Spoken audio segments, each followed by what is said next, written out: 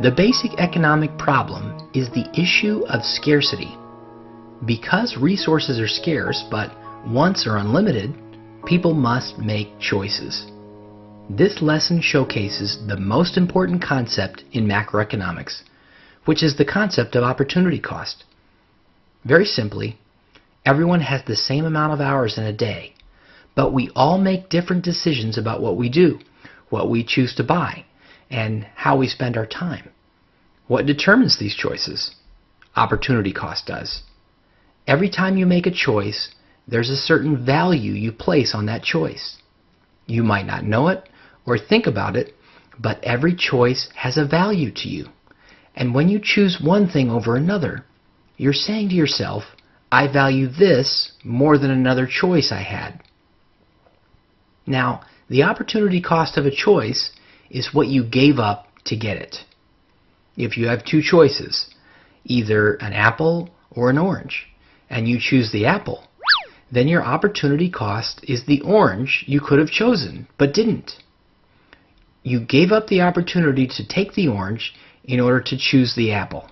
In this way, opportunity cost is the value of the opportunity lost. Value has two parts to it. It has benefits as well as costs. If you choose an apple over an orange, maybe the apple costs less, but maybe you enjoy it more. So looking at choice in terms of benefits and costs helps you make better economic decisions. To make a good economic decision, we want to choose the option with the greatest benefit to us, but the lowest cost. For example, if we graduate from college and suddenly we find ourselves in the job market, there are choices to be made. And let's say that two jobs become available to us. We can either work for Company A or Company B. Now, the job with Company A promises to pay us $20 an hour, while Company B offers to pay us only $10. Based on this information alone, of course, most people would choose Company A. Why? Because they're paying a higher salary. But when you look at this kind of a choice in only dollar terms, then you're only seeing it from the perspective of the benefits. Now, let's take that same example, but now we discover that the job for Company A requires a fancy dress suit that'll cost you $1,500. You realize that the job with the higher salary may not be worth it to you. Now you're starting to think economically. You're thinking economically when you look at the value of a choice through the eyes of the benefits and the costs.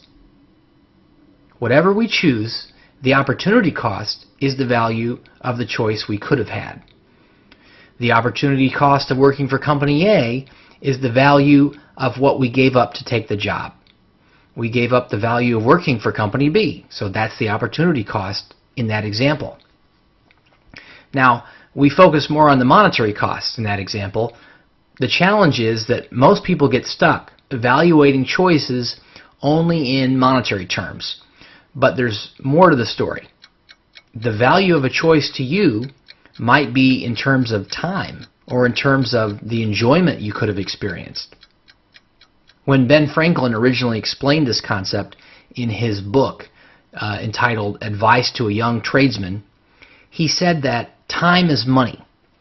And he was trying to communicate the concept of opportunity cost by saying that what you do with your time, whether or not you are productive, can be just as important as any decision you make with money.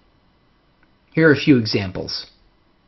Let's say you have only $100 to spend and you have two choices. You can eat at a nice restaurant or you can buy 7 music albums instead.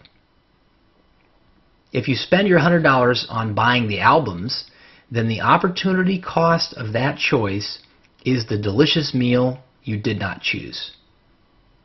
As I already said, this concept works for spending money, but it also works in regards to time. Let's say you only have 2 hours of free time. You could either go to a movie or visit the bookstore. If you choose to spend your time at the movies, the opportunity cost of this decision is the time you could have spent enjoying the bookstore. Now you can apply this concept to land as well. If we assume that land can either be used to produce corn or it can be used for raising cattle to produce beef, but it cannot be used to do both at the same time. So here we have two choices and we must make a decision. Let's say that we're already producing corn, but we want to switch to raising cattle so we can produce beef.